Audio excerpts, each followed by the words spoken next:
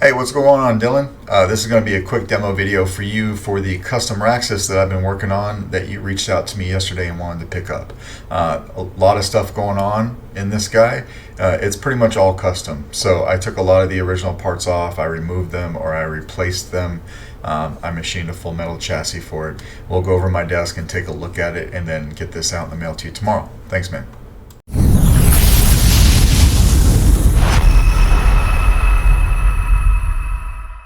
All right, Dylan, here it is. This is the custom Raxus that I did. There are a lot of things that I did differently from this guy that are done on any other Raxus. First of all, from the outside, of course, I went through, I weathered everything. I heat stained the things that could be heat stained. So like these 4 shrouds, they're made out of steel, right? So they got the heat treatment. The lower crystal chamber that's holding the real quartz crystal, the upper chamber piece that's got the rod coming down, those 3 pieces, those are all titanium, so those got heat stained.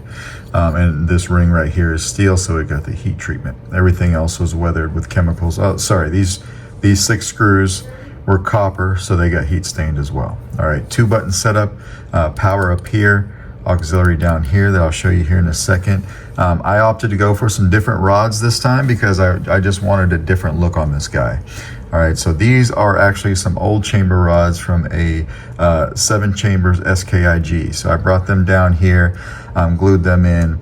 They didn't come all the way down, so what I did was I terminated the bottoms with a couple of 832 button head screws, and I heat stained those as well. All right, you can still take this panel off. It's on a magnet that will show you the crystal chamber that I machined, and I'll show you that in detail here in a second.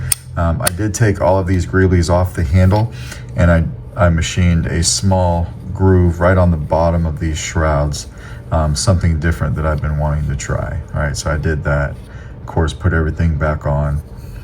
We've got some automotive mesh here in the background. You're running a KR Sabers V4 lit PCB, and then you get to the chassis. We want to unscrew the handle here. What I ended up doing was I machined off about half the threads. This is plenty of threads to put a handle on tightly. You don't need threads coming down here and it takes 5 minutes to screw on a handle. All right, so plenty of threads here, but I machined that down so that I could slide this metal chassis in place and lock it down. It is locked down with a grub screw here and another grub screw here in case there ever needs to be any maintenance in the future. But if you don't need to do maintenance, you don't take this off. This is essentially your chassis. So you've got, you know, your machined crystal chamber in here. So the outer piece here, the main piece is aluminum. Then there is a brass piece. Inside that brass piece, there's another aluminum piece.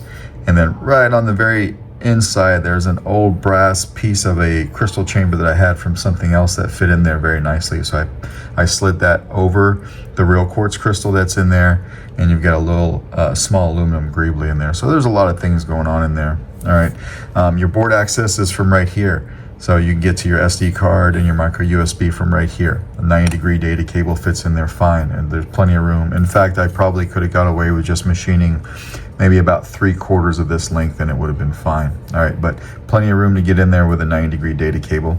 There is a 5-pixel accent strip on top of the board. You can almost see it through the diffusion right there, but there is a piece of diffusion to kind of hide that. And of course, I milled out these 4 places for some shine through. All right, and you get shine through all of them.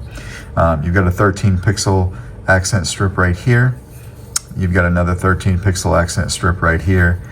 This is a 22mm Smuggler's Outpost Nano Elite speaker. I used this speaker because I took up all the room with the chassis. You'll notice that the speaker comes a little bit further than the chassis does. This chassis fits in the handle perfectly, but what happened was there wasn't enough room for the speaker. I had to machine out some of the pommel. So I took quite a bit of material off that pommel, so it essentially, when the handle's on, it slides on just like that, and that's kind of where it lies. All right.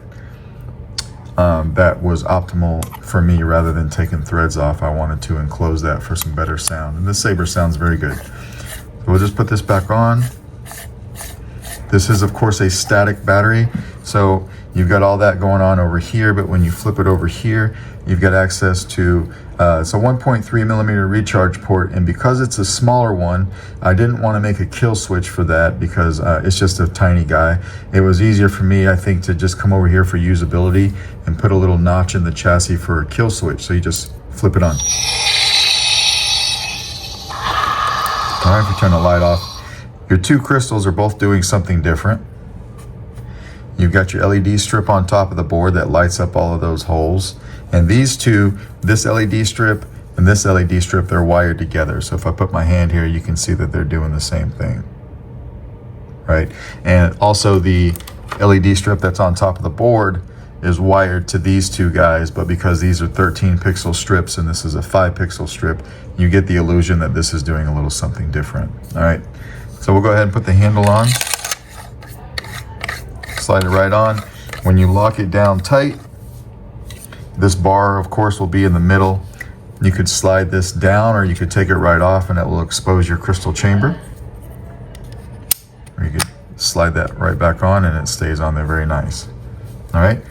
If you hit auxiliary, it just has the one sound font on it for now, but auxiliary goes to my apologize font. There is a copy of the config file on the SD card.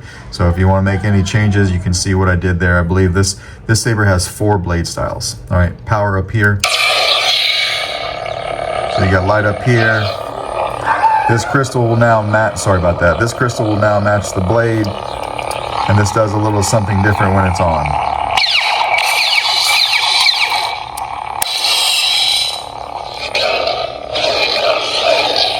So your speaker right there butted up against the inside of the pommel.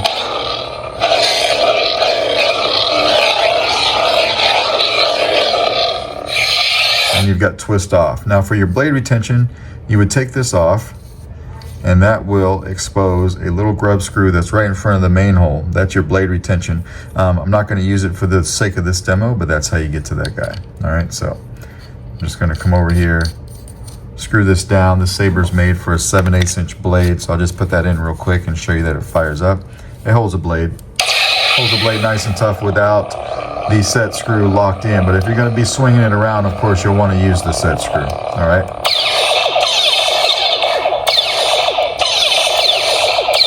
Blaster bolt deflex, tapping auxiliary. Blade lockup is holding auxiliary down and hitting the Saber.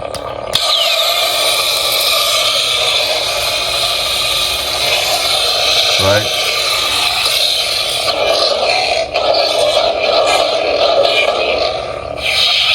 We'll twist it off, put it over here. We'll just come over here when we're done and take the handle off. All right. Threads, it slides right off. We'll go ahead and turn it on from here. Come over here and you can very easily flip it off with the kill switch. Your finger fits right in there. All right. But that is basically the custom Raxus that I was doing for the last couple days. I hope that you like the way that it came out. Let me know if you have any questions and I will get this all boxed up and sent out in the mail to you tomorrow. Thanks, man.